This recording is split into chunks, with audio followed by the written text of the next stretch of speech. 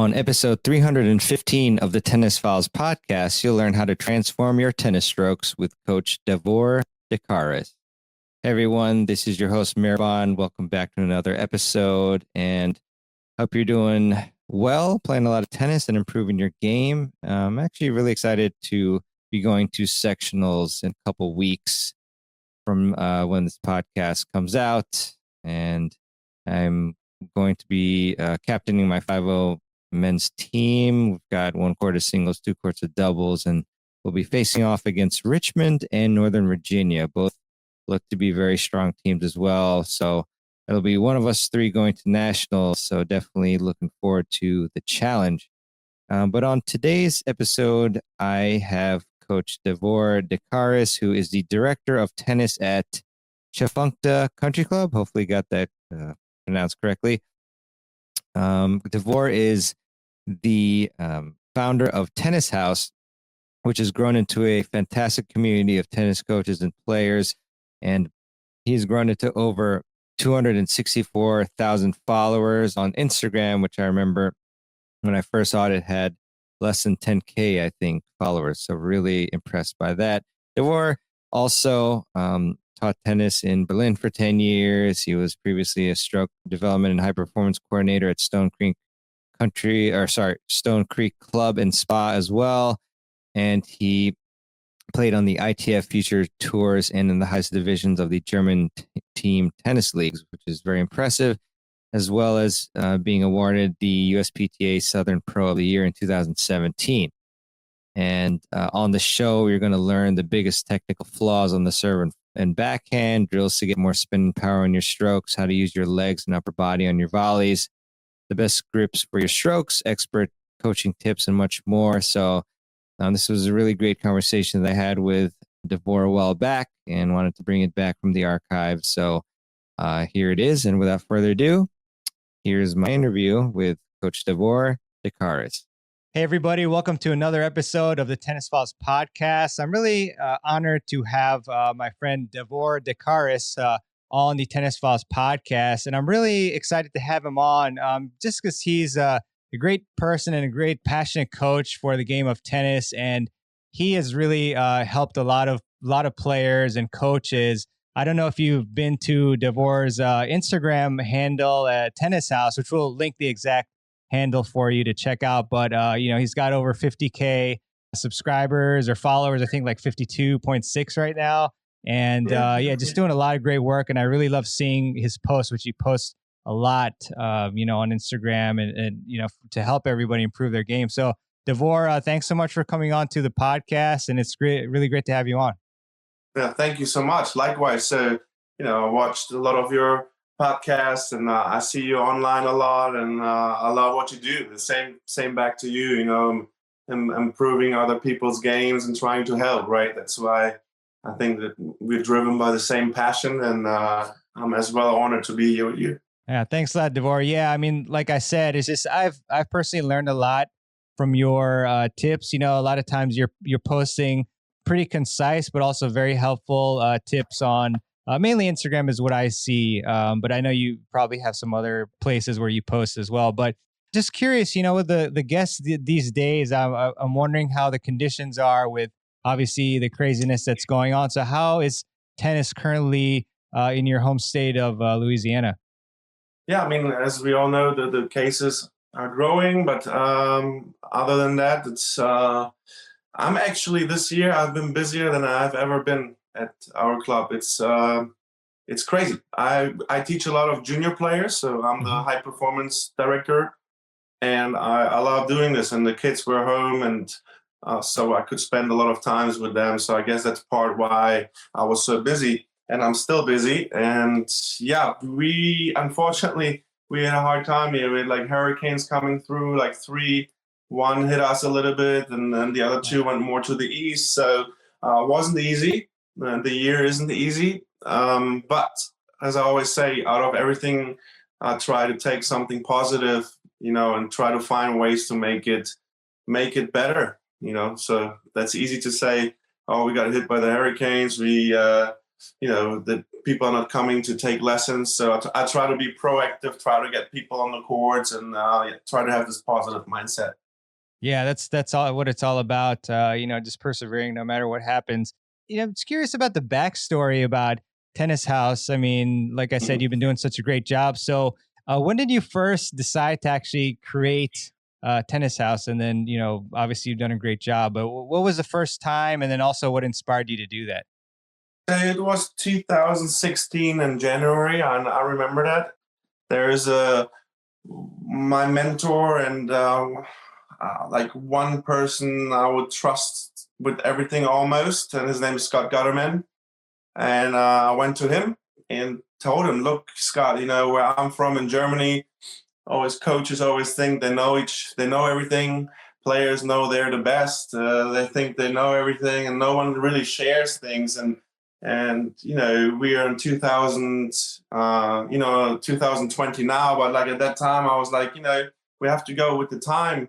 Why don't we use Facebook, Instagram? I wasn't that big at that time, so I created a Facebook group just to try it out. I knew a lot of coaches from around the world, so I invited over 150, 200 coaches from all around the world, and some nameful coaches I knew as well, so that helped. And I started to put my own coaching in there because when I was young, I was always looking for advice. We didn't have the internet. We had to go to the library to find things. No, but it's all right. I'm not so old, but like what I want to say with that is I just wish there would be ways to just say, hey, my hard courts crack pretty quick, and what do I do? Who do I contact to come and fix that? Or my ball machine doesn't work anymore. Why? Those things and the technical things you can do with the kids. Hey, I can't get rid of this waitress position on the serve. Guys, can you help me? And so I put stuff of my coaching in there. The feedback was good, so that's why I kept doing it. And and then other coaches started to post, and then it just grew. So it started all on Facebook. So I think I'm at 13,000 coaches. It's mainly like tennis coaches and physios and people who have to do something with tennis. Not necessarily players. I wanted to have that group like exclusively for coaches and people who have to do something with tennis. So I'm still in it, maybe 10 minutes a day. I'll just check if everything is going well. If no one, curses, you have to always check on those things. But my main focus is Instagram. And that has a couple of reasons, like Facebook restricts a lot of things now. You just you just ask 10 people to join your group, and then you have to re-log in. They kick you out. Are you spam? I don't know. It's like, it's just getting, I understand why they do it, but it's a little bit too much in my eyes, So on Instagram, when you look at the data, like it's from 18 to 55 and maybe 60, there are a lot of people that are on Instagram. And Instagram is just at the moment, TikTok is coming, right? It's a little bit different, but it's a little bit fun. But I think now that the videos can be long with Instagram, you can just reach so many people. And all the tennis players like Marin Cilic, Laovic, Goffin, even Nadal was on Instagram, so they're all on Instagram. So, I was like, all right, that platform. And as you said earlier in our previous conversations, every platform has something good and bad to give, right? And so YouTube is different than Instagram. And I just picked Instagram for the reason that it has a lot of young people and a lot of like, not old, but like, people who have a little bit more life experience there as well on Instagram. And my main intention was just that, there's so many parts in this world where people can't afford to have tennis lessons. And there's still a good way online that you teach yourself something, like let's say, not just Africa, there are also like many places, that have like, maybe like very poor people who cannot like access like or have tennis lessons, right? So that was one intention I had, to help others to get better with what they do. And the other thing is to, you always want to test yourself, right? So if you want to get better in something, you want to see. So when I put my coaching out, either you people like it or you will get feedback, right? So I wanted to test myself, how others like what I do, and so far feedback was okay, I guess. Yeah, no, it's amazing. I mean, we were talking and you earlier, obviously, before we started recording, and you mentioned that you're getting, like a couple thousand a week or something like that, which Yeah. is amazing. And yeah, we're obviously going to get to a bunch of technique tips, but just curious, and this can be helpful for even tennis players to figure this out. But I checked your Instagram page and you posted, I think, 8 times in the last 24 hours, which is just amazing. And it's all, great quality posts, obviously. So what has allowed you, and you obviously you have a full-time job as well, coaching. So how are you able to stay consistent and keep posting every single day, multiple times, despite other things that are going on? And you have a family as well. So what's the secret, Davor? That's a very good question. It's all about organization. So, there's like at the beginning, I was reading a lot of books, what to do, and a couple of them it said, pick the leaders in your industry and look what they do in Instagram. So I was looking at functional tennis, at Joe Myers, at two-minute tennis. I looked at you. I looked at Will. I looked at everybody. So people, if I say too much, they will lock me away. So I spent so many hours in researching, right? But the key is, so Tennis House, we did tennis conferences as well. It's not just like the online platform. I had Emilio Sanchez Arancha, Douglas Cordero, Dominic Thiem's fitness coach, and Mr. Andy Brandy, Mark Kovacs, just name it. I had them all on the tennis conferences. So people know that, some decent educational information gets through. So all over the world, I speak 7 languages. So Wow. All the guys send me things, and that helps me as well. I can speak with German guys in German, Italian, English, Spanish. So I communicated over the last, and still do it a lot. I communicated a lot with the people, and they tag me and send me things. So I get daily, like a lot. I think I get around 100 videos every single day from all around the world. Wow. So what I do is to try to spend time with my family, obviously, and besides, as you said, I'm full-time. So on a Sunday, for example, I look through everything. I take myself like 2 to 3 hours on the weekend, and I just look through everything, and I make a folder where I just say, good stuff, I call it. So I put it all in there, and I try to see other good things too besides all that. So when you type in the hashtag tennis, sometimes you find people you haven't seen yet on the top posts, right? So I just look what they do, and with the time, as I said before, I spend 10,000s of hours of seeing who's out there. I could name you right now 150 people, and it's important to make a list, do whoever's out there and wants to do something with on Instagram or any other platform. I have a list on my computer with over 170 great accounts. So I get constantly from them stuff. I ask other people, and everything I repost. Obviously, every single post I reposted, I have permission from the people. That's the most important. When you guys do that, ask for permission. So every one of those posts, I got the permission to repost, and they want it and that's a cool thing. 99% of the people that understand the concept. If you're good, you want it out there, right? So, it's not like they don't know, but please don't share it. It's mine. So in the tennis industry, it's a little bit different. Everybody wants it out.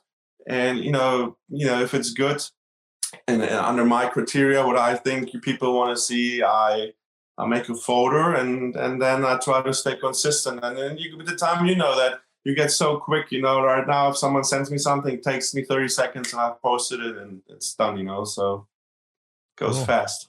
That's awesome, Davor. Thank you for sharing that. Yeah, no problem. Yeah, there's no secrets. Yeah. So I mean, whether you want, and that just shows how much Davor wants to help everybody. So yeah, I mean, whether you want to be successful at Instagram or other things and follow that, or you can even transpose this to tennis as well, which is basic big concepts of modeling, great players, great coaches, whoever, and then lots of planning. Planning what you're going to do throughout the week, like for your practices. I mean, it's the same, a lot of times with life and tennis. So 100%. It's one of the most, the planning is in my eyes, the key. In tennis, you have a student, you assess him or her, you watch them play in a match, and then you go from there and you make a little plan. And the most important is that when you create those plans, that you have obtainable goals, right? So otherwise the people get discouraged.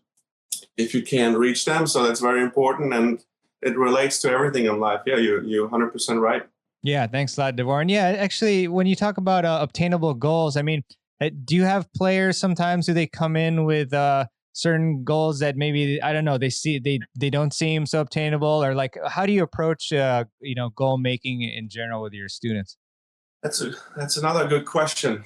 You know, I think we live in a society in times where I believe it's made too easy for the kids to obtain things. Like, parents help so much. And, when I grew up, there was no internet help. There's nothing. I had to do everything, and then sometimes people come to me and say, hey, Davor, my goal is to play Division One.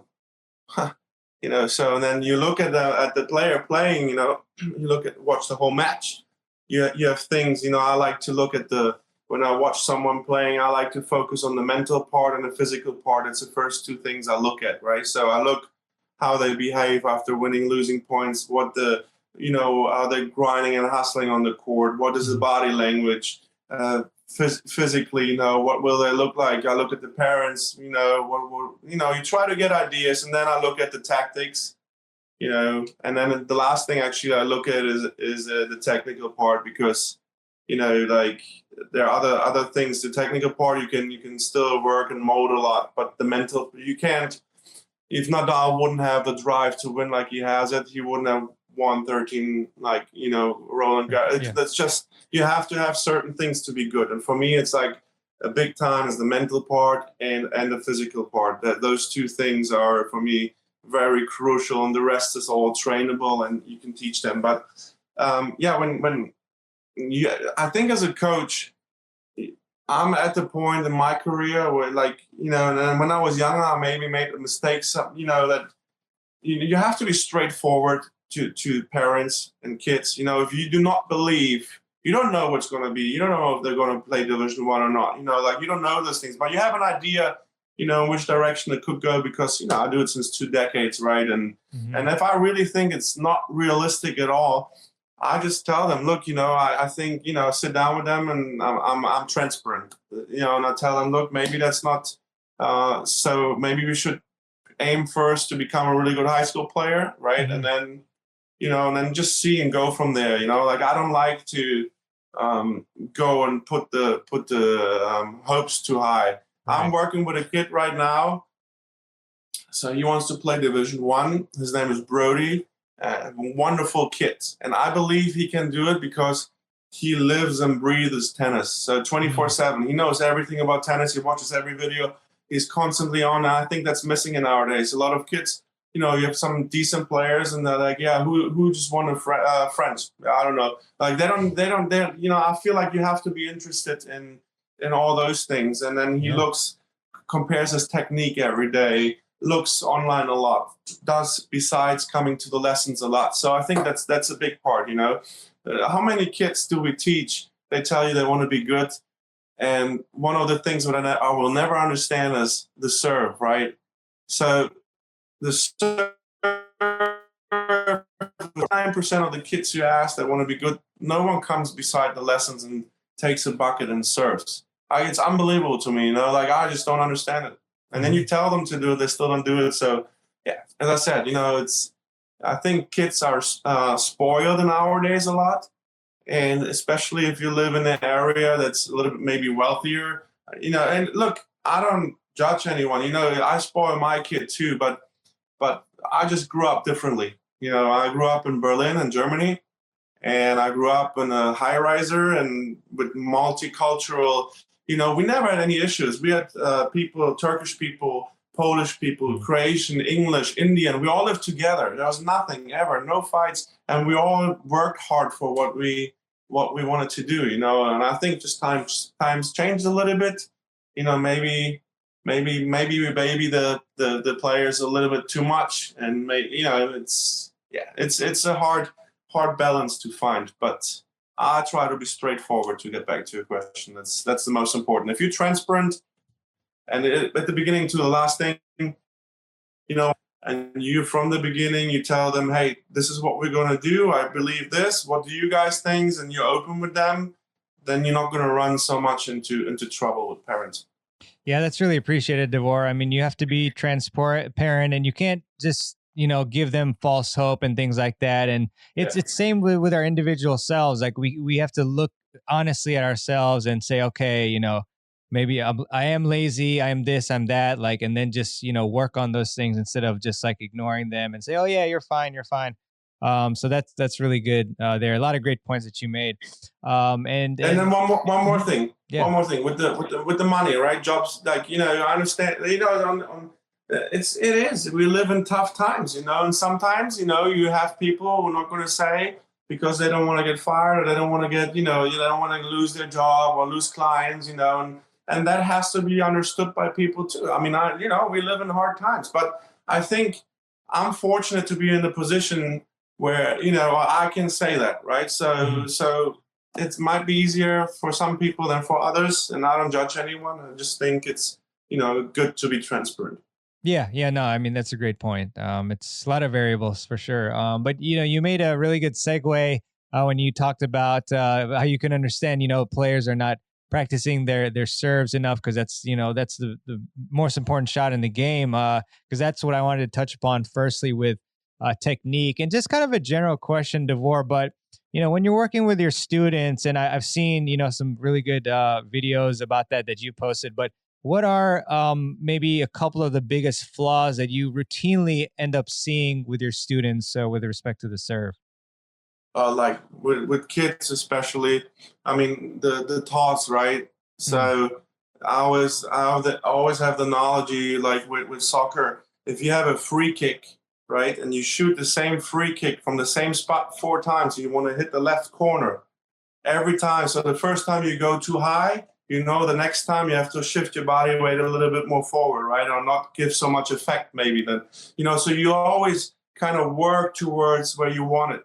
So the problem is in tennis, if your toss is always different, goes to the left, to the right, you can never tweak what you need to tweak for the serve to go in. One big thing is the toss, obviously. And with very little kids, I understand that the strength, you try to toss the ball, like I always say, toss the ball out of the shoulder here, right? That's the road. This is the engine, I always tell the players, and keep the arm straight and just place the arm up. But little kids don't have so much strength as well, right? So they try to they compensate with other parts of the body. So with the little one, I don't worry so much. But when they're like 9, 10, they get a little bit stronger. That toss has to be. I focus a lot on the right toss technique, and what helps a little bit since you were talking about what we can do there with the kids. I'll tell them always to start a little bit higher so they can have a longer way of acceleration. Basically, when they drop the arm a little bit lower down, and then they go back up. So that helps a little bit. Like the kids to not use and overcompensate with other parts, and then obviously.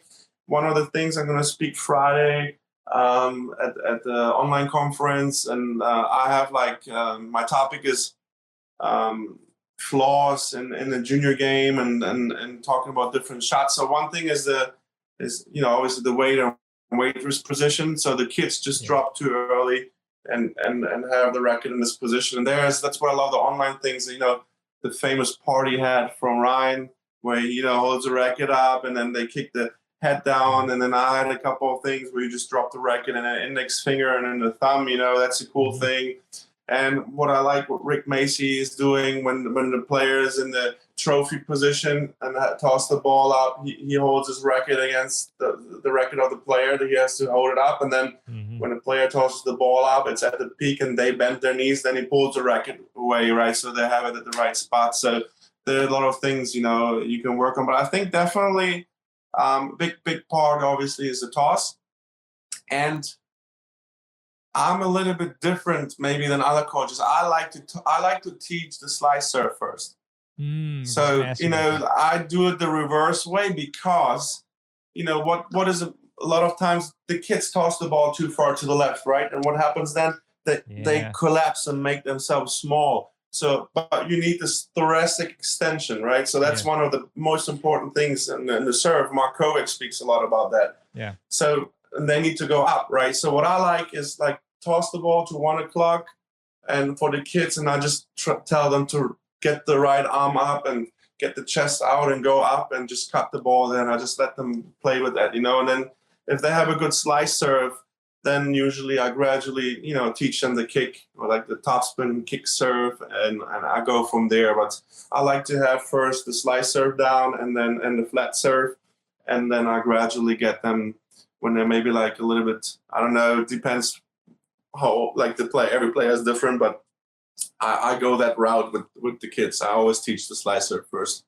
I think that's brilliant, Davor. And I wish that you were coaching me when I was younger, because I remember in the juniors, like I was just a chronic, tossing it to the left like all the time. And like I was getting even like shoulder pain, I was hitting the ball, like, just very uncomfortable positions with my lower shoulder back capsule. Yeah, it was lower rough. back too, Yeah. And there was Coach Peter Smith, since when we talked before, right? When you said like, I was like, hey, Mehrban, if you want me in there in the interview, I'm fine, but I don't know if you're sure. And said, yeah. And Coach Peter Smith said, what you do is not bad. So Coach Peter Smith, that was funny. So I had one drill I really liked. It's like when kids toss the ball too far to the left, those rebounds walls are awesome. Whoever can afford a rebound wall, they're like maybe $100.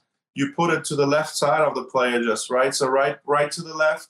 And then you stand on the right side of it. So when you toss it too far to the left, you can't serve. So that you have a barrier there, So I think that has really helped a lot of my kids, that toss the ball too far to the left. They can't do anything because you have a kind of a wall right next to you. So you can do many things with those rebound walls. It's a great tool.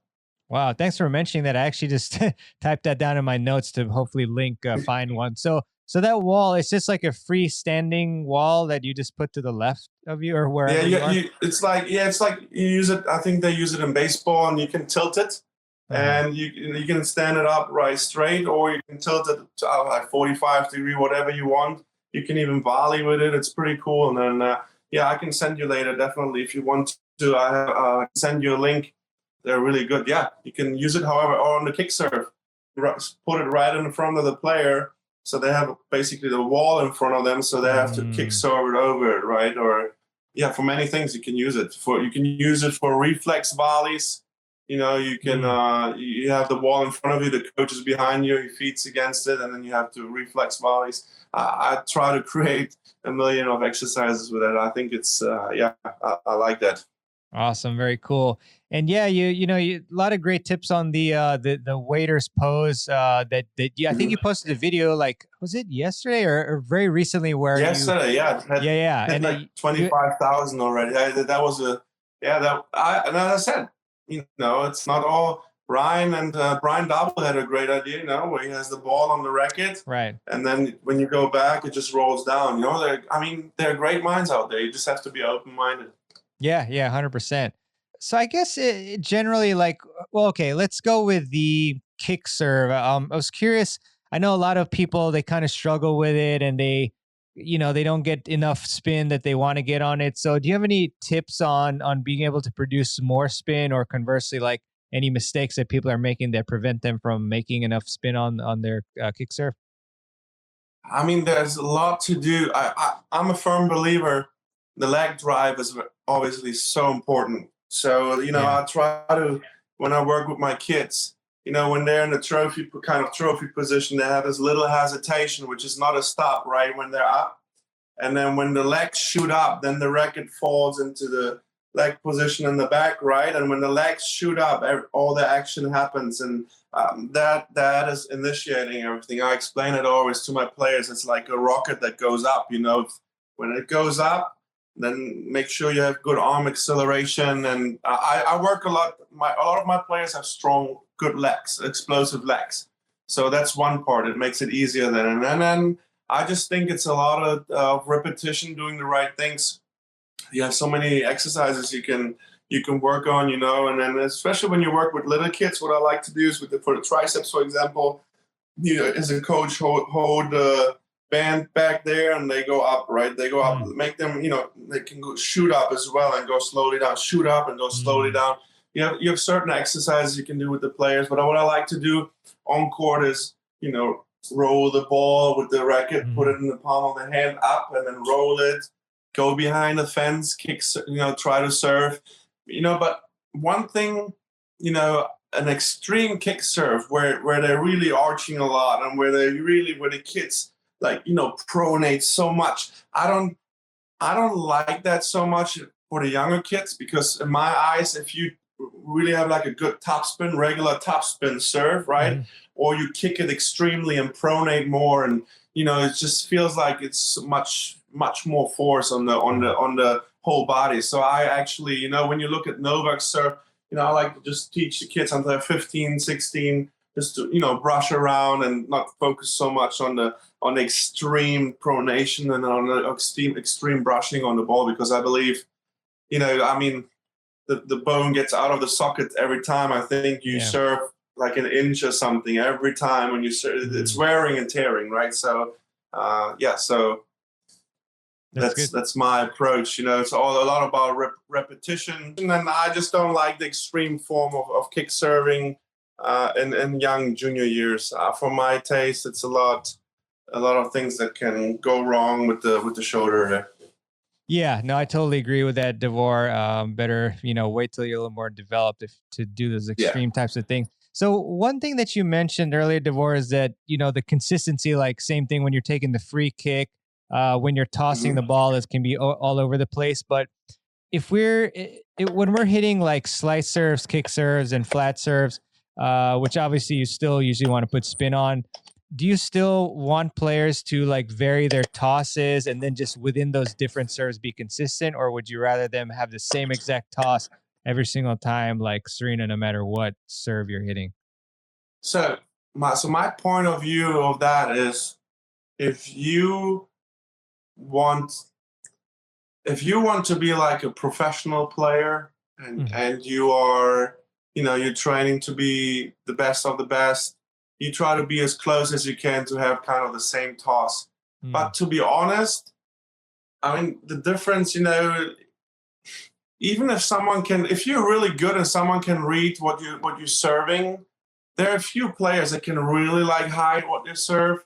Yeah. And if Query is serving kick or slice, you can still feel it and see it. Like for me, I don't know. It's a little bit, maybe I'm too, it's kind of old school in my eyes. I don't know. Because like, if I believe firmly, like if Isner serves and he hits a slice serve, they can see if it's a slice serve. Doesn't matter. Like if you're a good server, then, if you toss it maybe to 11 o'clock on the kick serve, and you toss it to 12 o'clock on the flat serve, I mean, you really have to have a extreme good opponent to read that. I still believe 90% of the people couldn't even read what you're doing. So, right.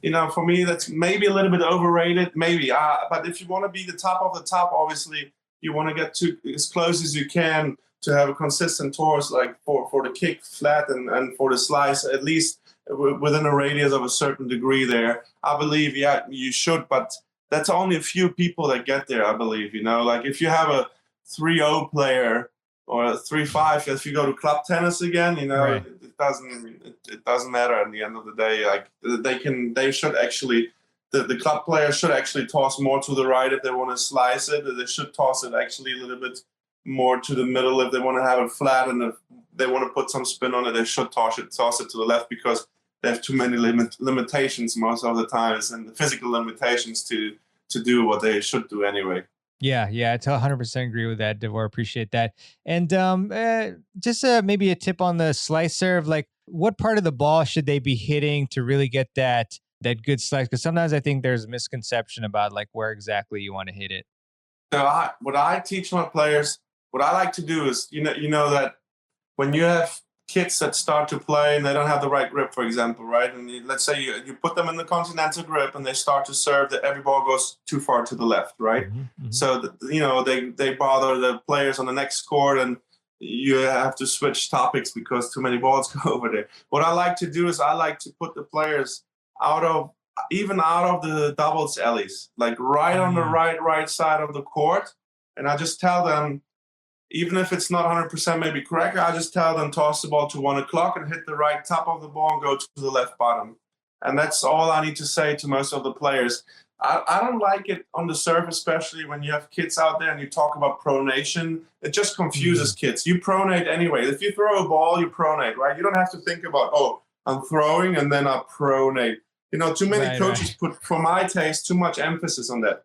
I believe with great serves, they can serve 130-mile wide serves with slice that no one touches. And I never said, hey, when you serve, you pronate.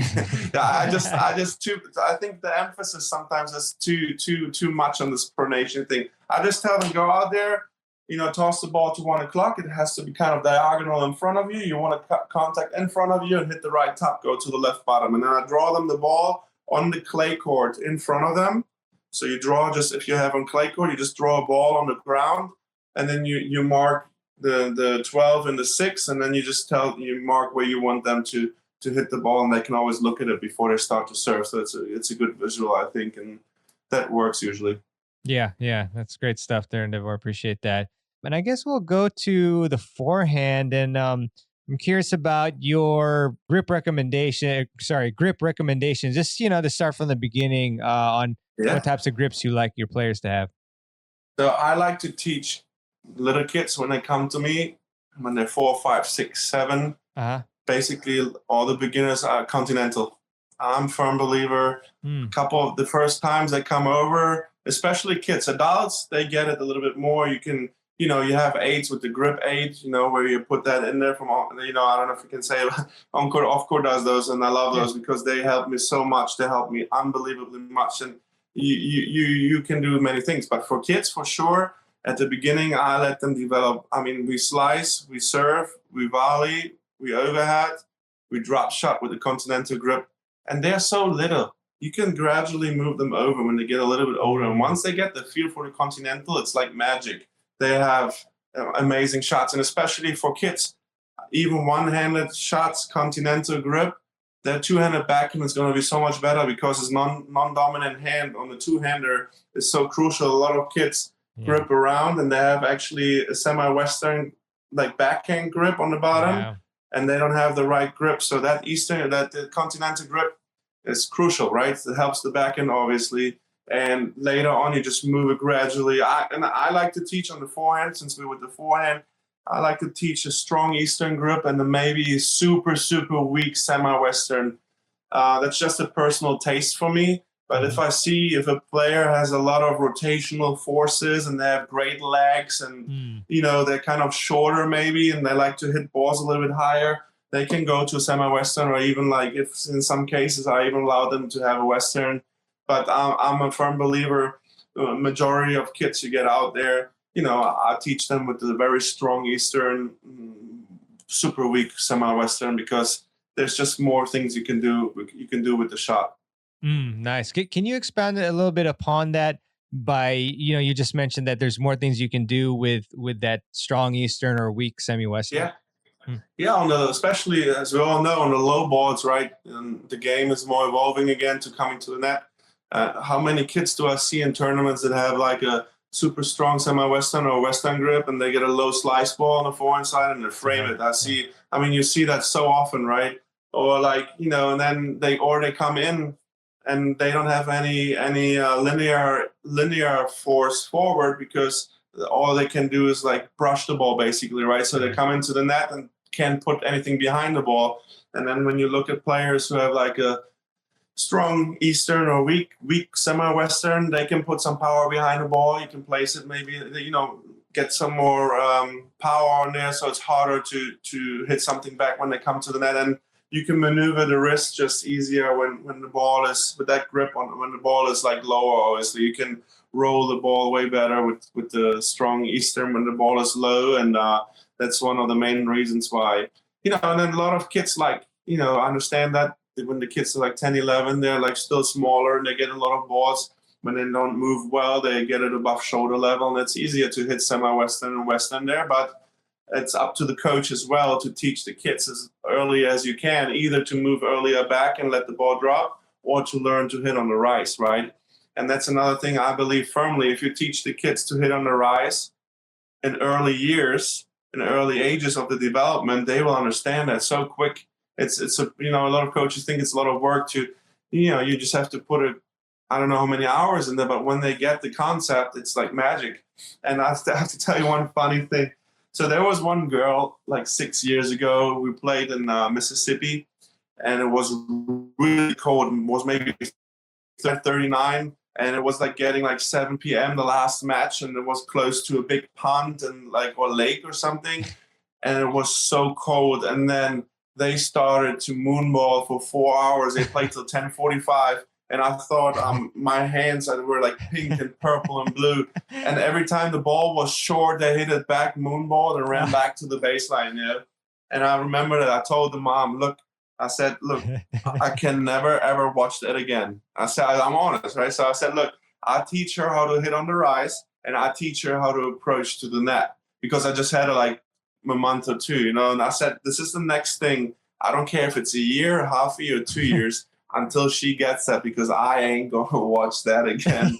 So that was my experience with the Western grip and like moonballing and not coming in properly to the net. Yeah, no, I love it. I mean, a lot of truths, from my experience, because I have kind of a semi-Western, like, a little bit towards the Western actually. And I actually at one point had to move it back a little bit because I was having a lot of trouble actually with low balls, be hitting a ton of spin on it, just having to brush up a lot. And then, yeah, it's, I can definitely agree with that approach there on the forehand. What is the main generator? I mean, I have my opinions obviously, but I want to hear from you. What's the main generator in your opinion of power on the forehand?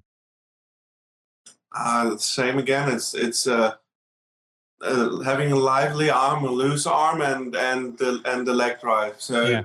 if you explode from the legs in the right moment, so the loading, it plays obviously a big part. The players, this is one issue I see a lot in junior trainers, is they cannot coordinate the lower and the upper body. So Yeah. a lot of kids just hit out of the upper body, and they forget. I always explain it with the basketball that it throws a free throw, right? No one stands with straight knees there and just throws the ball, and then they understand. They're like, yeah, right. If they're like basketball, they're like, yeah, they bend the knees and then they go up. Or same with the dunk. If you want to dunk, you can't dunk with straight legs. So you have to time right. You lower your body and go up. So I try to explain to them that the loading is so important. And I found this is one of the biggest challenges I have as a coach on the forehand side is if the kids really do not get to load the legs properly, if they just don't understand the concept, it is not easy to teach them that. I found, you can drop the ball and say bounce, hit.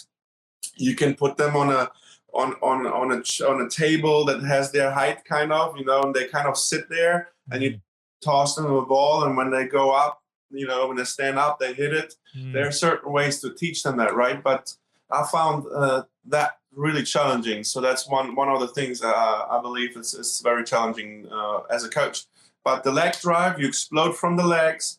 Make sure, the arms are on the right side, ideally on the outside. You explode from the legs. The racket falls automatically in the leg position, and then have a lively arm.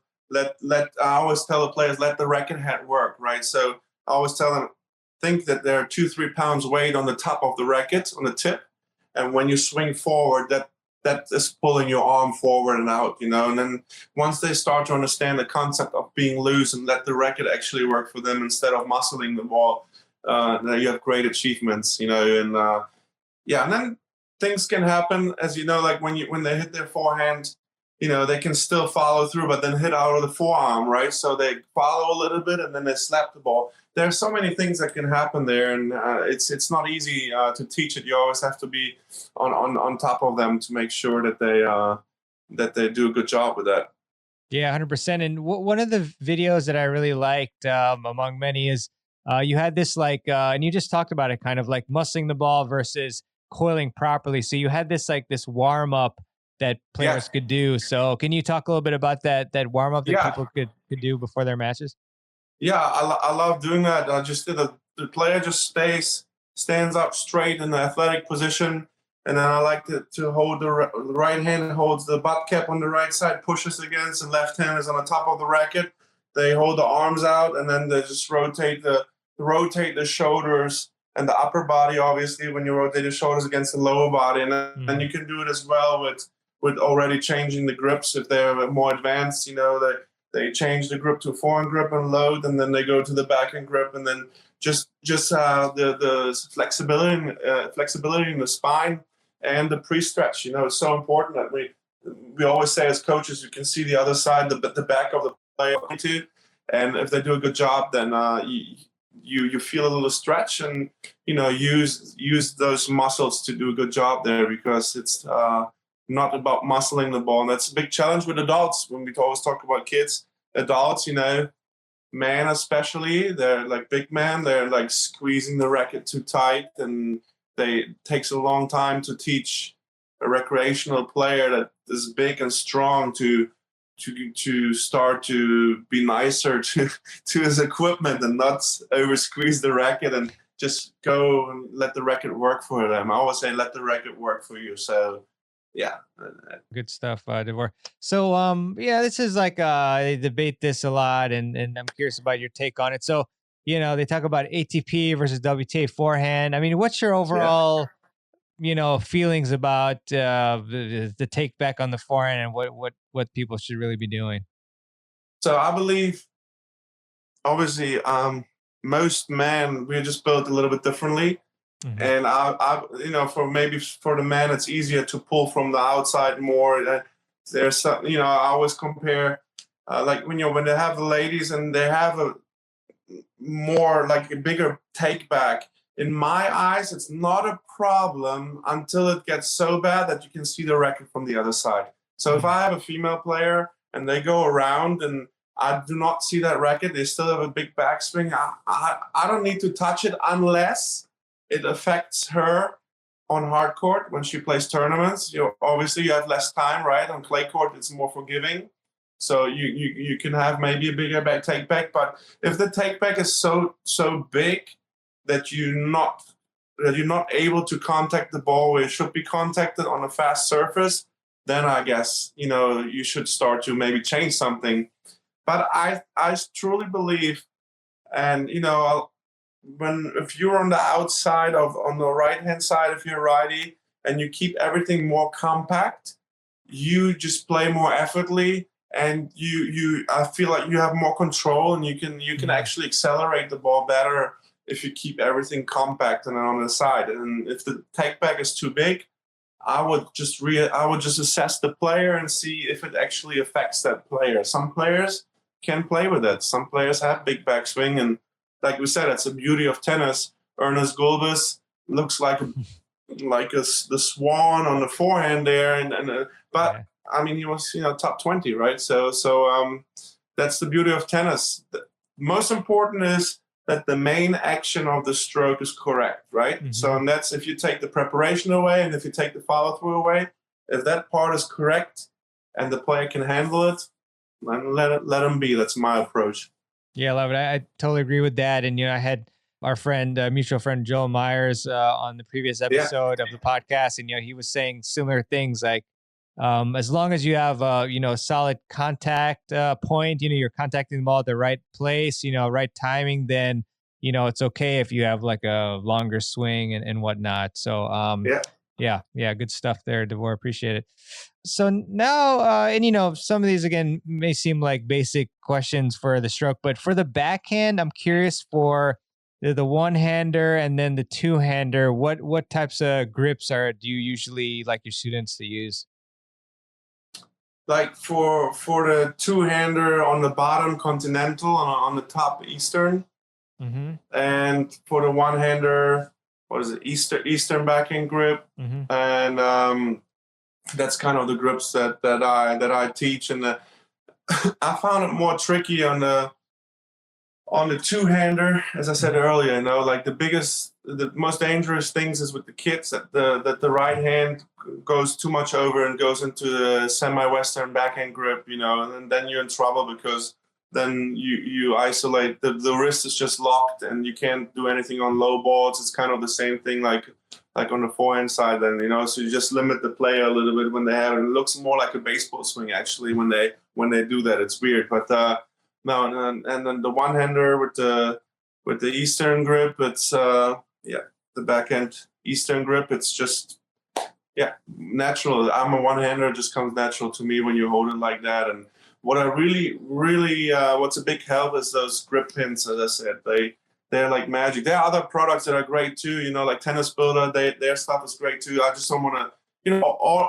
Everybody who invented something that helps with the grip, they did a phenomenal job. So I just use those a lot because they saved me so many hours of talking and correcting, because you can't cheat. There's a pin there and you can't turn it around, and then, with little kids working with the bevels, it's again, you have a 7-year-old, he's like, what bevel, what, and then you're like, no, just forget about it. And then with little kids, I like to do for the Continental, for a two-hander, I like them to have a racket here. Yeah, I'll show you. Hold on, give me 1 second. Sure. With the little kids, what I like to do is that they put the racket under the armpit like this. Uh-huh. And when they have it under the armpit, if you try it out later and they come around like this, and I tell them it's like a sword they take out, then they have a really good, pretty close to like the Continental grip. So all the kids, I let them do that every time before they serve. Racket under the armpit, check the grip. Stay super loose, because if you have the right grip, they serve too far to the left on the serve, right? If they have the right grip on a two-hander as well, they're going to hit the balls over the fence at the beginning because they're not used to it, right? So it's all question about repetition and doing it correct. Awesome. Yeah, no, for sure. And sorry to ask you again, Davor, the grip tool, what was it called? Grip holder? It's called I think it's called Grip 8, and it has a Velcro. It's like it has Velcro, and then it has a little soft pin on the side, and then you put it between your hands, and you adjust the grip how you want it, and then you just grip it around so it sticks out where you put it. So you as a coach put it on, and it's unbelievable. When I posted, everybody wanted to get, and they all love it. That's one of the things I think very, very helpful, and not because we're like, on court, off court, as always, we collaborate always, but I truly believe that it helped me unbelievable. So I would always put my hands on fire for the grip pin, 100%. Awesome, man. Awesome. Yeah, no, it's always appreciated when, you educated people about like really good products and tools. So that's very good. I'm going to check. Yeah, that's definitely a good one. Yeah. Sweet. And then it seems like, and actually, I have had this issue too. Like, it seems like we just don't get that same, wrist lag and everything on, especially like the two-hander. Like, we just don't get that. The racket drop isn't as good as on the forehand. So I was wondering if, you have some magical cures or something, some fixes for us as to help those particular issues on the backhand. To get on the backhand side, to get the racket more into the leg position and pull from there. I work a lot with like tactile, like holding the racket and adjusting it for the player, and that's the only thing I can just say for that, because I always tell them on the backhand side when they turn and have the racket up to actually loosening the wrist up. Like, if the players are tight, like especially men, the big one, you cannot drop the racket head in the right position. So that's one of the biggest issues when I feel. So I try to hold their racket. I tell them to keep the hands on the racket. I grip the throat, and I stand next to them. And with my left arm, I just adjust everything. I tell them, look, leave everything to me. Just hold the racket so tight that you don't drop it. So hold it so loose that you don't drop it. And then I just tell them to close their eyes, and I kind of guide their rackets down into the leg position. So they have their eyes closed here, and then I take the racket from there and make them go down there and like feel it there. And then they open the eyes, and I just explain to them, like what the pros are. If you're a little bit more flexible and you don't squeeze the racket too much, you can just put more rounds per minute on the ball and actually get under the ball as well better. When you're ready to pop the question, the last thing you want to do is second-guess the ring. At BlueNile.com, you can design a one-of-a-kind ring with the ease and convenience of shopping online. Choose your diamond and setting. When you find the one, you'll get it delivered right to your door. Go to BlueNile.com and use promo code SPOTIFY to get $50 off your purchase of $500 or more. That's code Spotify at BlueNile.com for $50 off your purchase. BlueNile.com, code Spotify. This episode is brought to you by Dave, a banking app that's leveling the financial playing field. Because when you download Dave, you could get up to $500 in 5 minutes or less. No credit check, no late fees. It's part of Dave's extra cash account. Advance the money you need with no interest and then settle up later. Download Dave today at dave.com/Spotify. For terms and conditions, go to dave.com/legal. Eligibility criteria and instant transfer fees apply. Banking services provided by Evolve, member FDIC.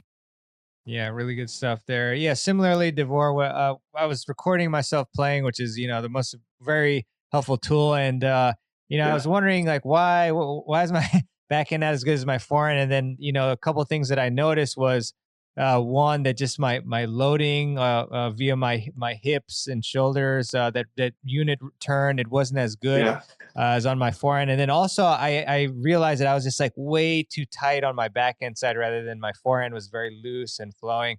Mm-hmm. So really, getting your body much looser helps so much to get the racket drop, get more spin, acceleration, etc. Yeah. So yeah.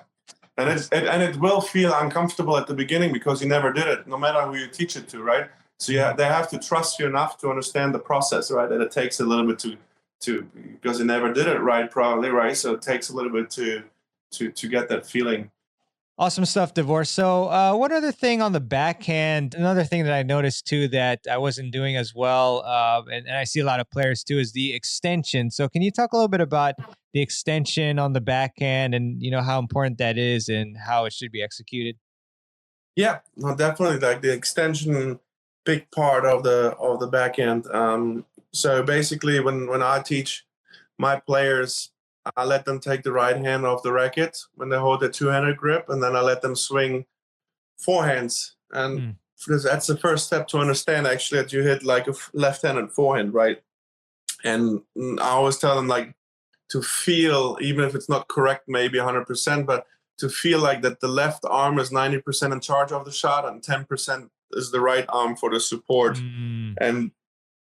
But what I found though is actually, and that was funny. Some players, they play better when they use their right hand a little bit more on the racket. You always tell them to use the left hand and feel like more it's like a left-handed forehand. But some players actually, they feel that right hand a little bit more. So you have to watch too what kind of player you have in front of you. That was, happened a couple of times. But the extension, super important for controlling the shot. After you contact the ball. When you look at Novak on a two-hander, how long he goes through the ball, and a lot of players, do not follow through so long. And one of the reasons is, and it all starts at the beginning of the shot.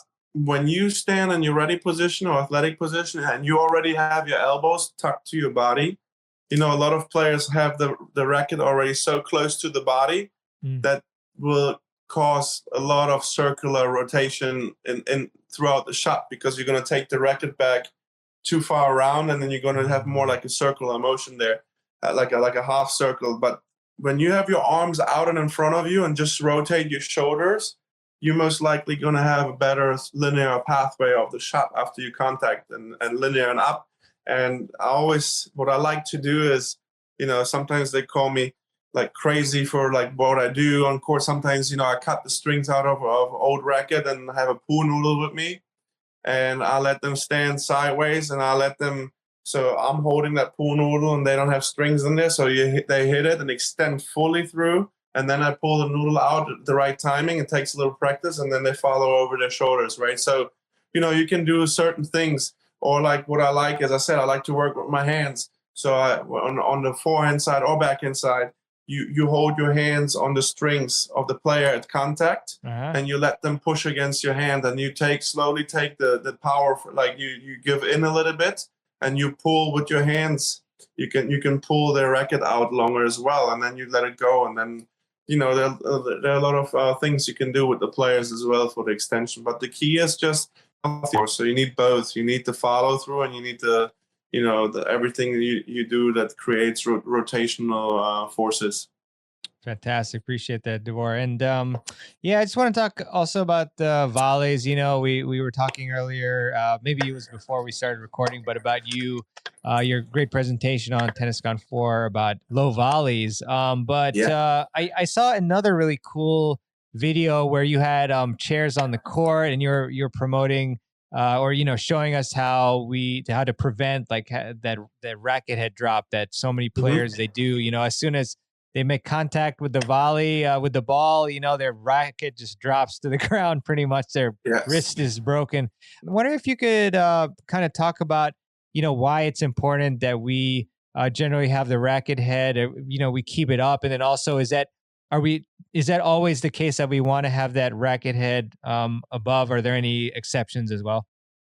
Yeah, so for in my humble opinion, when you volley, the racket head should always be above your wrist, and that's the reason you want to lock your wrist when you want to have a not lock, but you want to have a firm wrist, and then you want to make sure that when you volley that there's nothing loose when you volley. So when your racket head is up, you can lock your wrist pretty good. And what I like to teach in forehand and backhand is when they're in the ready position, I like the terms lay your wrist back actually, and while they're keeping the hands up, lay your wrist back, and then like hit on the ball on both sides. So I always use the term lay your wrist back, but definitely I wanna see the racket head always above the wrist, and yeah, that's just how you get the most control and the most out of the volleys. Yeah, I found that as well. Just having that racket head above the wrist, and so I do see a lot of players. It seems like they struggle more on the backhand side. Like, what are some issues or causes as to why that may be the case? Maybe you see that as well.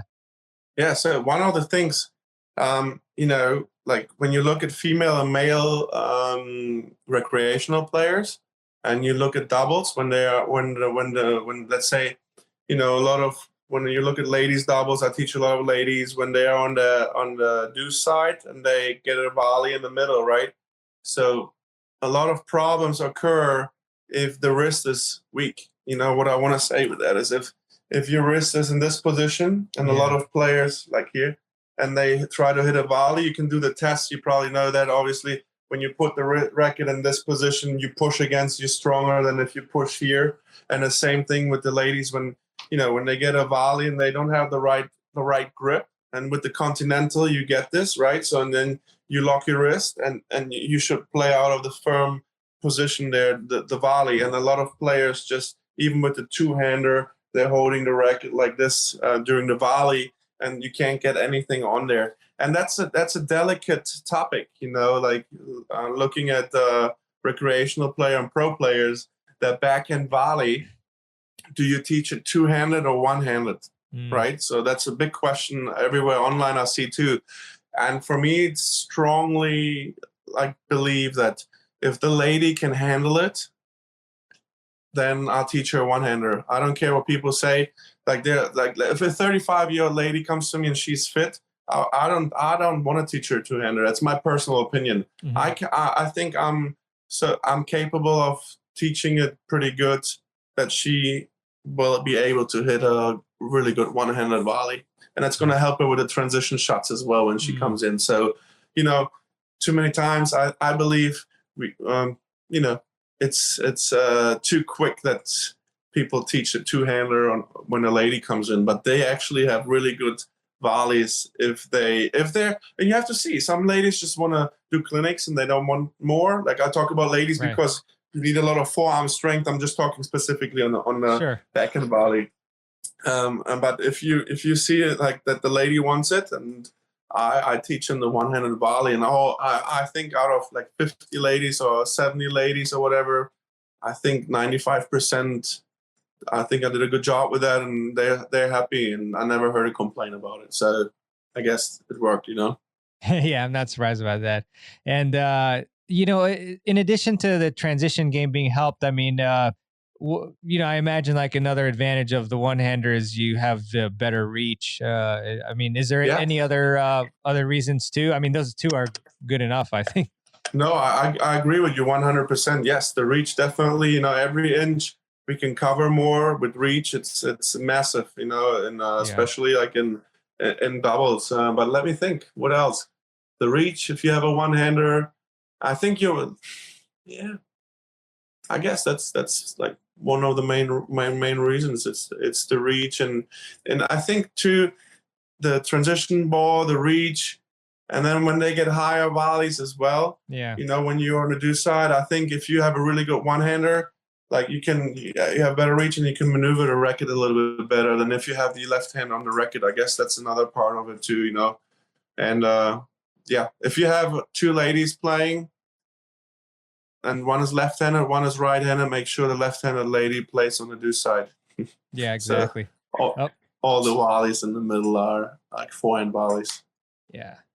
I believe firmly you can't build a house, and try to put the roof on first. You need the foundation first. And then that's my teaching philosophy. Like I tell everybody when they come to me first, I might talk a lot at the beginning and I might bore you at the beginning, but on the long run, you will thank me for that, And as I said, so far, that was okay philosophy for me. I think I didn't get too many complaints about that.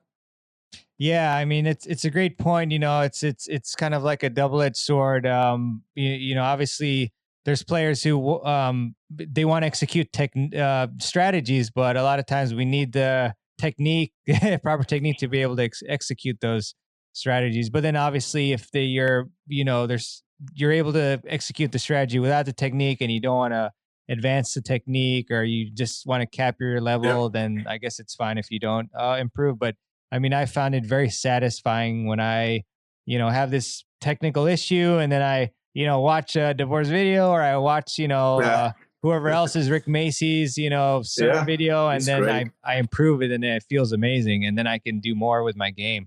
So no, totally. That's so important. And I think, once students feel that and realize it and do it the first time, you have a different relation to them too, because they feel like, wow, okay, what he taught me, it's good stuff and it's really helping, instead of me just doing clinics and hitting everybody's in the service box and they hit volleys for an hour, So sometimes it's good to mix it up. I think always, as I said, I'm a believer, happy medium is always great between clinics and playing a lot of points and still working though on your shots, because I see now teaching over 20 years, a lot of players play too much and forget about the craft, and they get stuck at a certain level because they never worked on the craft enough. Yeah, no, 100%. Just curious before we I guess transition to another section is are there any other particular drills or any other mainly drills that you think are really good, that just like fundamentally wise with technique or anything else that you want to let us know about? Any drills? I like, since I'm good friends with Craig O'Shaughnessy, and, he talks so much about what is right, obviously, the forehand, right? And how important the forehand is. And when Novak has the best backhand in the world, he still told him he has to hit more forehand. So I like those drills, like serve +1, where you move a little bit, you're on the ad side, you kick serve out, you move a little bit to the left. So if it gets a forehand on the run, you get it easy. And other than that, you hit the ball in the middle and you dominate with your forehand. 2 cross-court forehands, 1 down the line, the basics, change direction, being able to change the direction good on both sides, or 3 cross, 1 down the line, 4 cross, 1 down the line. You can do it however you want it, but those things are important. And and singles especially, when you have beginner players, teach them simple patterns, keep the ball cross court. If you get a good opportunity, open down the line, but then next ball most probably lands on your backhand side and you run over there. Like little things, how to open the court. Yeah, I guess the basic thing that everybody is kind of teaching. But I like dominant forehand is for me in the sessions important, even for recreational players, because that's a stronger shot and you can put more damage into the game if you have a really good forehand. Yeah, 100%. I mean, I'm forgetting the exact statistic, but as you mentioned, pretty much Craig was just all the data that he's analyzed is this, Yeah, you're winning many more points on the forehand, so you should just be hitting more of them. So, yeah. exactly. Yeah, great stuff Yeah. there. Well, we could talk hours. I love that stuff. Yeah. C to C, C to D. Yeah. Man, I can talk about that day and night. So yeah, I can't. To my wife, probably not. She's gonna probably say, "Davor, you have to leave the house if you want to talk to me about that." But no, but with Craig, it's fun. It's always great conversations I have with him. Great guy, by the way. For sure. And I guess since you brought it up, I mean, what's like a basic, pattern, like, between like, seed A or whatever, that you like, and then maybe whatever else you need to explain for the background for people to understand it. Feel free. Yeah, no, just like like patterns, as I said earlier, like when you see C is a little bit to the left on if you're righty, it's a little bit to the left of the center hash mark. Mhm. And there are studies with the Hawkeye where they took the body temperature of the players and they looked at it. They compared like women and men, for example, too. Women stand more; they don't stand so much in C. They're actually more a little bit more to the other side, and the men are like mainly on C. And then people started to think, why is that? What do they do there? And you just have different angles when you hit inside out forehands. You can open the court differently, and then you can go inside in. And the best players in the world, they can disguise the inside in so well. It looks like you prepare yourself. You look like you hit an inside out ball, and then you just snap the hip a little bit more around, and you throw your body a little bit more into the inside in shot. So that's a very important pattern. I like to go two cross court, two inside outs, one inside in a drill form. Or like you rally with someone and you rally like two times, and the third one goes down the line inside in. They play the point out, and then you can add.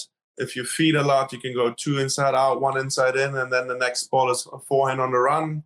And you can do it as well, obviously, in playing form as well. So I think that's a very, very important pattern. And then for the serve, when you look at Federer, I actually watched over the last year, I rewatched probably 50, 60 matches of his from the past.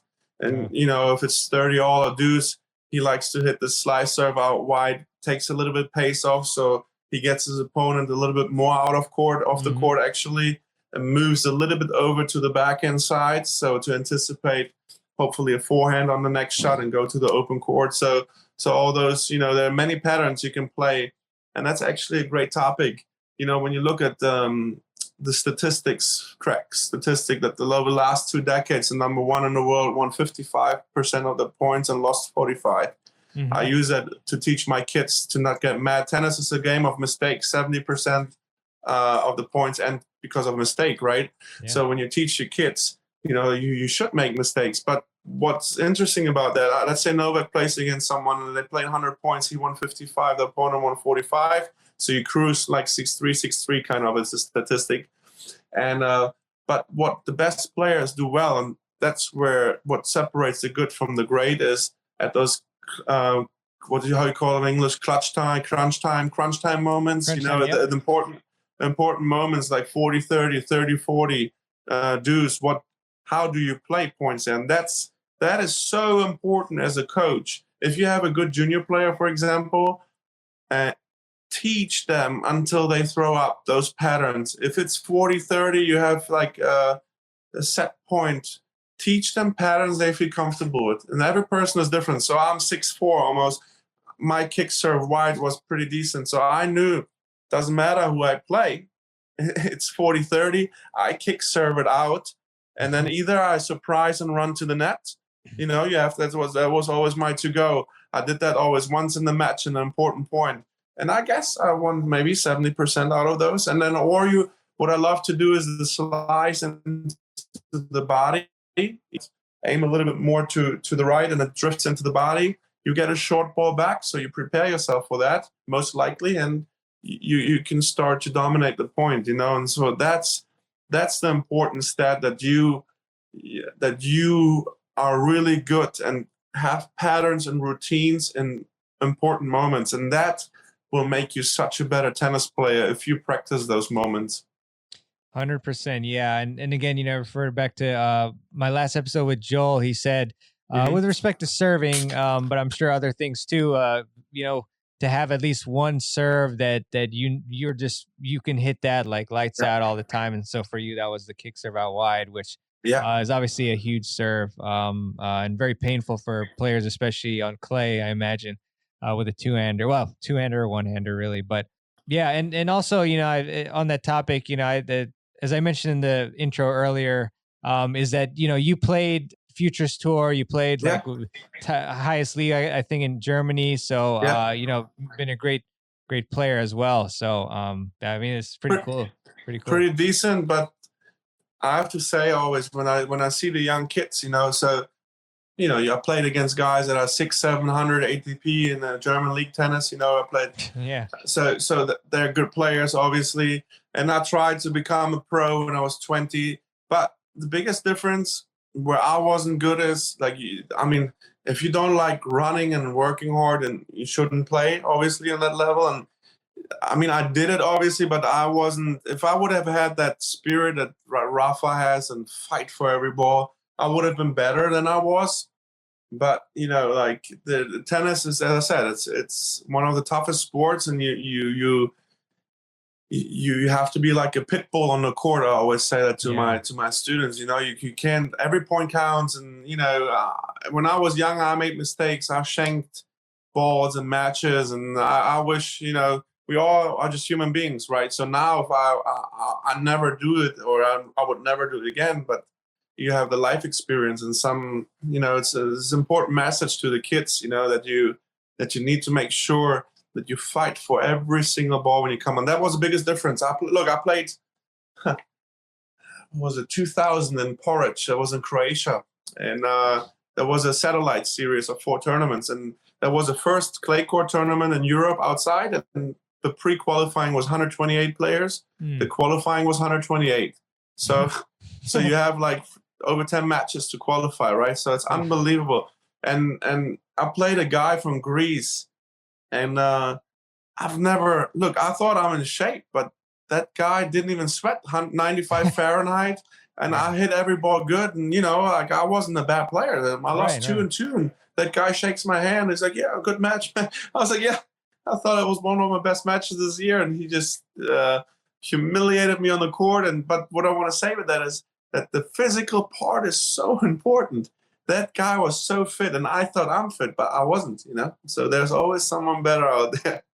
It is. Yeah. I mean, it's you think you're great, and there's someone there that's working harder than you or wants it more than you. And it's for same with all of us. Like I wish I worked a lot harder too when I was younger and everything. But that's a good thing. We've learned that, and we can impart it to the younger generation. Hopefully at least some of them will take it to heart. So hopefully. I appreciate that transparency. Yeah, it's tough out there, but we got to just keep working if we want to make great things happen for ourselves. And speaking of life lessons, Davor, I was wondering, just a little bit on the coaching side, what's maybe one philosophy about tennis that maybe you initially had, when you started coaching, that as time went on, then you actually maybe change your outlook on that particular, concept? So as older I got, so actually, believe it or not, when I was younger, I was firmer and sterner on the court. So most of the people are, when they start, softer, I guess. But I was always, my dad was a played a world championship in handball, European handball. Long story. Wow. It's like 12,000 people watch it. It's really big in Europe. And so he was stern with me. And when I started coaching, I didn't like to compromise. And I think I was calling it, I might have been to turn too soft as a coach. I have to still working on finding the happy medium. But one thing what I learned over the years of coaching is empathy. And that's to, at the beginning, I took it too serious, the first 10 years of teaching.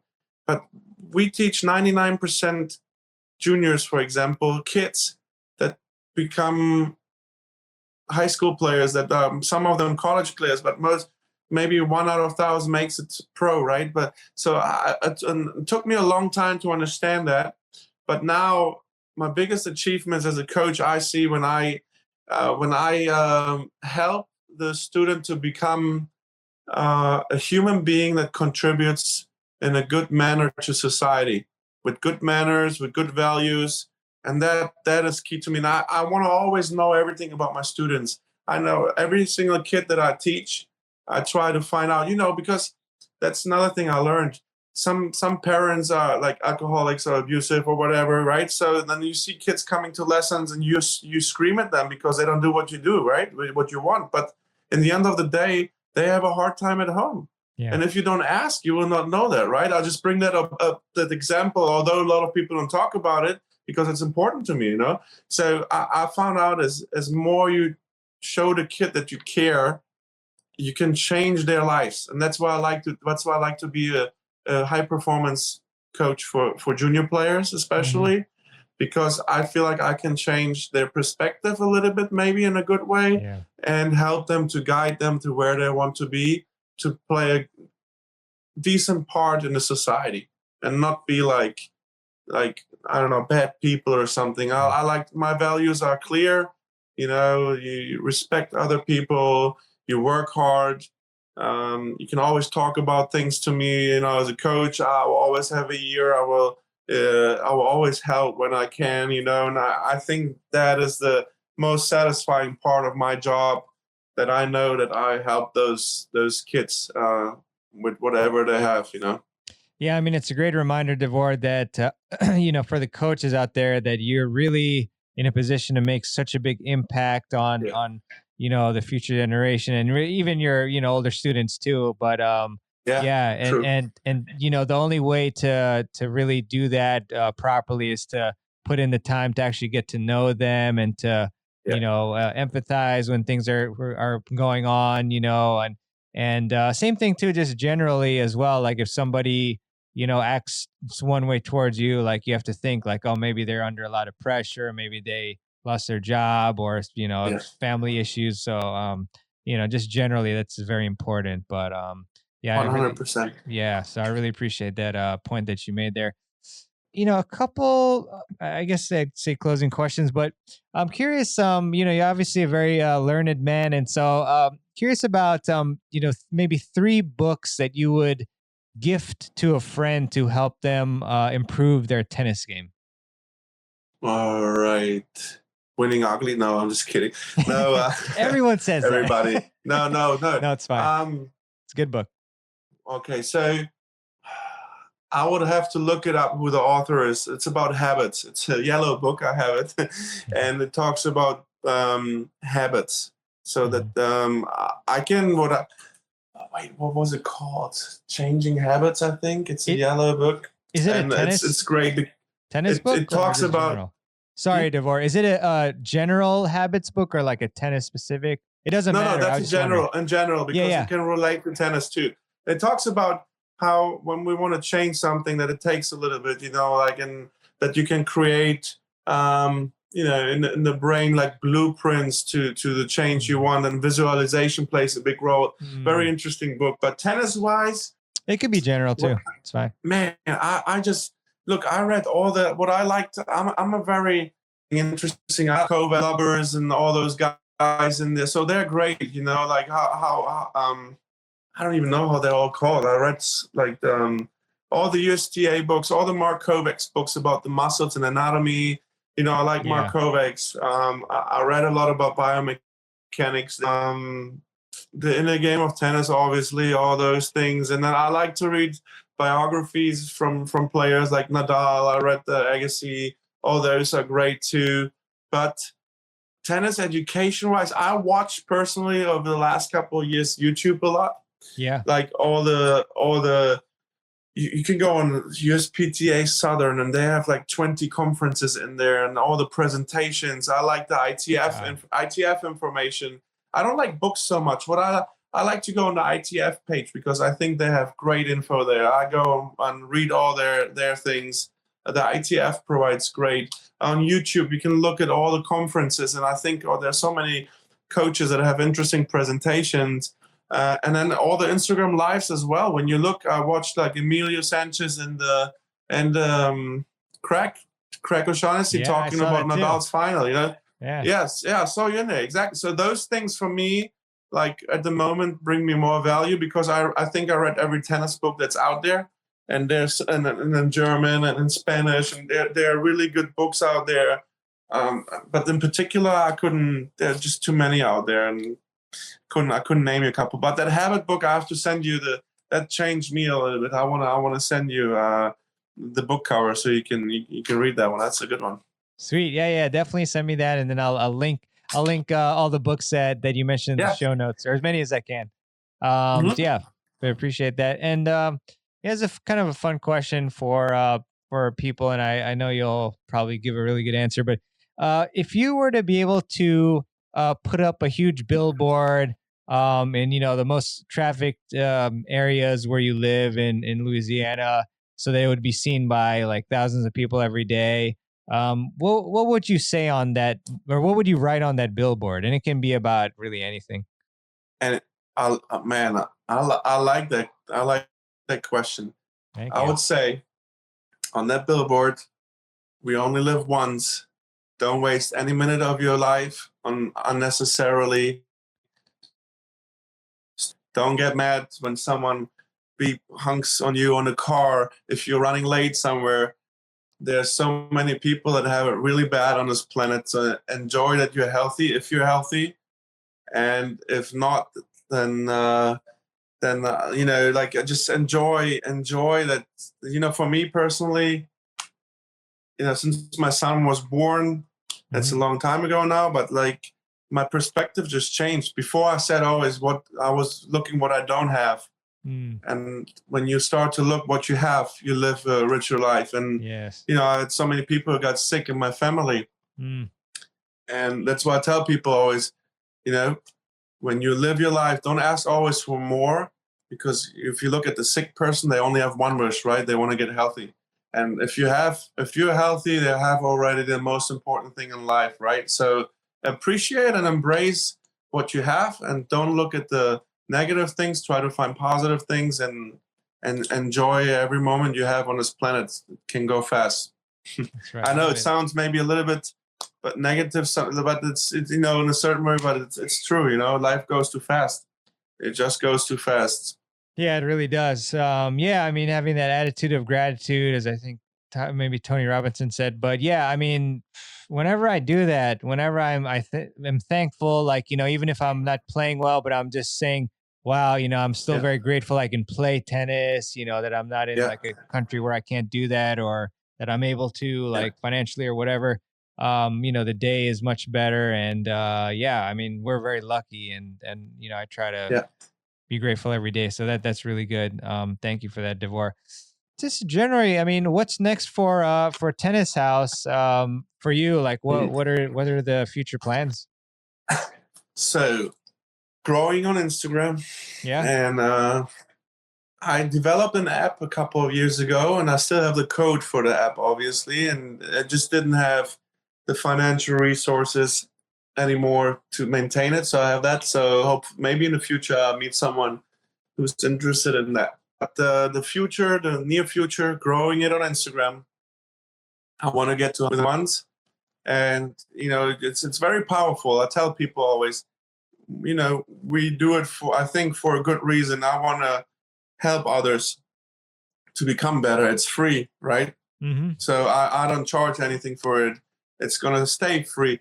I just want to make sure it's very powerful.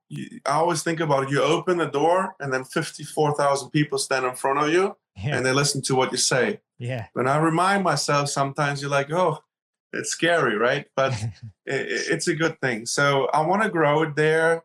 I like doing just a little bit on the side. I love the clothing because when I copyrighted and trademarked the logo 6 years ago, that was a good move because we got a good feedback on the logo. So maybe something with clothes. But I'm gonna have two big announcements at the beginning of next year. I'm gonna go into two partnerships that are gonna be really cool. So very fun. So it's gonna be a good one. So 1st of January 2021. everybody will know what it is. So it's something really good coming up. Exciting. That's awesome, man.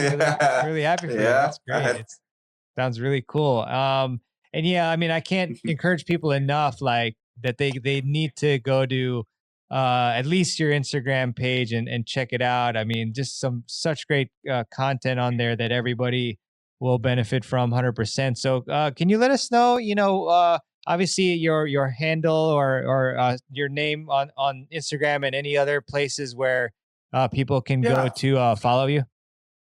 Yeah, it's like tennis, and then how you call it in English, the underline. Is it underline? Underscore or something like that? Yeah, tennis underscore house, and then the house is HAUS. Mm-hmm. And the same when you go to Facebook and look at the groups, it's like tennis and then HAUS, and the same for the tennis house page. And that's like with the other platforms as well, like TikTok, it's the same tennis house. And TikTok is funny though. I love You TikTok. dancing on there? There are guys that are really really funny on there, and I just love to watch it. Like guys, I have a couple of favorites. It's not tennis related. I just love to watch the videos. So I think it's a cool platform as well. And yeah, so the main one is tennis, and then the underline there HAUS on Instagram, on YouTube as well. I will start posting next year a little bit more YouTube content, which will be a lot of followers ask me if I can do longer videos on certain topics. So at the beginning of next year, I will take a week or something and shoot like 100 videos or something and do like 5 to 10 minute videos on certain topics. And what's important, what I just wanted to say is, there's Joe Myers is out there, a great friend of mine, very good, like Ryan, we're good friends. Mm-hmm. We have, that's the cool thing. We can talk about the same thing, but we have a different approach. Right. Like the party hat, for example, he teaches the party hat, right? Brian Davor teaches to roll the ball, one of the tools we have, right? I like to relax the fingers and the index and the thumb and go. So we talk about the same topic, but we have different approaches. And that's what's cool about it, that we exchange info and we're all in contact with each other. And, what's his name? Gaston from Brazil. Yeah. There's so many good guys out there you can learn from, obviously, Brian Dabble. There are hundreds of good coaches out there. So you're fantastic. I love what you do. And and then, one more thing next year, Instagram Lives. Since Tennis House got a little bit bigger and I did those lives before with Philippussis and Piers, they're going to be really good names, like top 20 players, like 4 or 5 top 20 players, female and male, that's going to come, and coaches too. I'm excited about it. So yeah, that's another good thing. You gotta follow Davor in Tennis House, man. I mean, how can you miss like top 20 player interviews? That would be a mistake. So yeah, totally. You guys gotta follow Tennis House for sure. Is there anything else, before I ask you my classic last question, anything else that you want to share with us or talk about that maybe I haven't asked you about? I just want to say that you and I, we do like similar things. We want to help and educate, and I just think social media is a good way to communicate and a good way to educate if it's used right. If it's not used right, everything you do can be maybe counterproductive. But what I wanted just to thank every coach that gave me permission to share their stuff, every coach that sends me daily hundreds of videos, all those guys built the house. That's why it came the name. I wanted the house where you have everything in there. You can still, obviously, you like Joe Myers. He's the first one who's going to post it. You're going to see it there, but I like to have it too in the house because, if some people like to see different things as well, then they're going to find it. So that's what I like about it, And I just wanted to thank all the coaches and all the followers. It's been a great ride. Everybody is friendly, and it's just it's really cool. So it's been a nice fun 5 years now. 5 years. Flies by. Yeah, Man, 5 years. Yeah, no, Goes fast. Yeah, I mean, I echo that. And it's really cool. I found that, for the most part, like 90, 95% of the time, like, Hmm. all the coaches and everybody, it's not like we're, sword fighting people and trying to do our own thing. Like we are promoting Yeah. everybody else, and everybody is Yeah. benefiting. I mean, the students are benefiting by getting exposure to different teaching. So it's really, really Yeah. wonderful. Agree with you. Yeah. You'll always have people who don't like you, but I mean, that's just how it is, right? You can, you run a tournament, you have two people that complain. You run an event, you have one, two people who complain. You do a drill, one person. People are always going to be, and it's good. It should be that way, right? And Yeah. sometimes, it's constructive criticism, which is good, and and sometimes maybe not. But Yeah. I was, so far I've had really good experiences. What about you? Anything you want to let out as a last thoughts?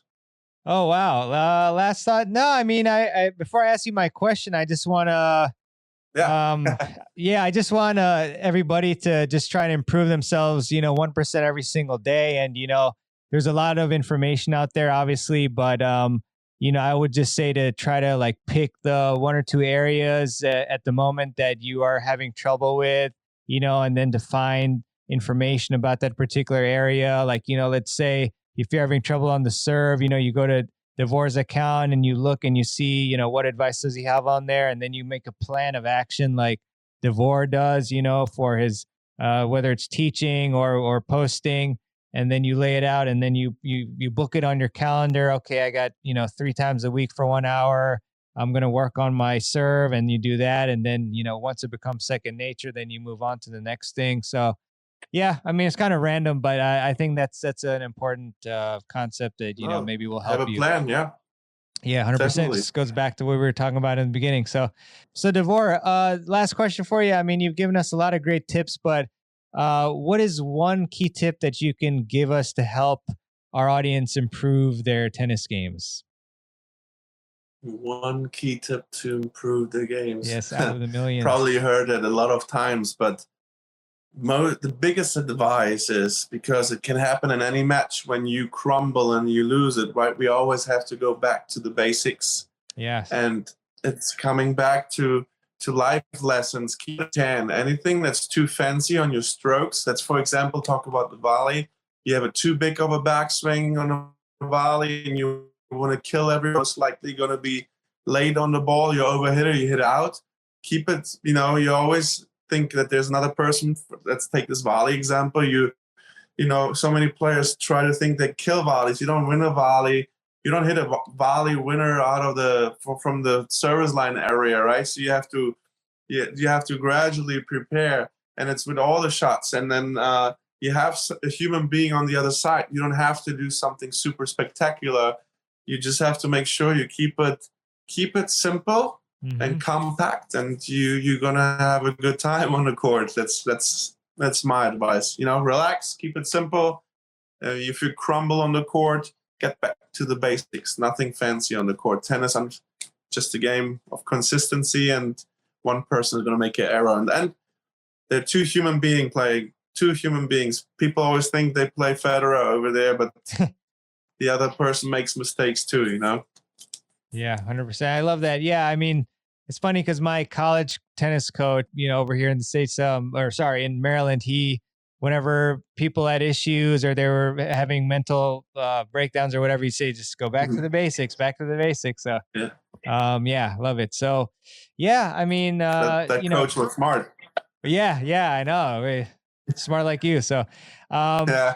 so I mean, Davor, thanks again. I just want to acknowledge you for all the great things you're doing for the tennis community. And, like I said, it's not, you've got a family, you're a full-time job, and then you're posting like, 8 times in 24 hours, like on Instagram. It's like, this guy is definitely passionate about tennis, and, it's all positive, instruction to help everybody improve, or like really cool, tennis things, other clips. So, keep up the great work, and thanks a lot for coming on to the Tennis Files podcast. And hopefully we'll talk again very soon, and excited for you for what's in store for 2021 and beyond for you. So thanks again.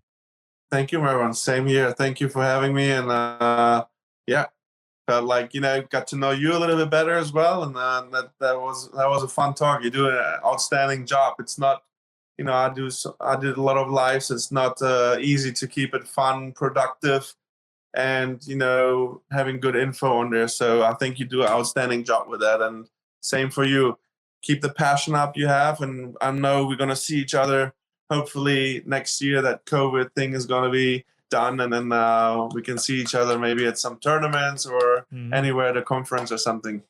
Yeah, can't wait for that. Knock on wood. I hope that's soon. And thanks a lot, Davor. Appreciate it again. Then thanks everybody for listening. So have a great one, and we'll definitely talk again soon. All right. Really hope you enjoyed that interview with Coach Davor Dekaris.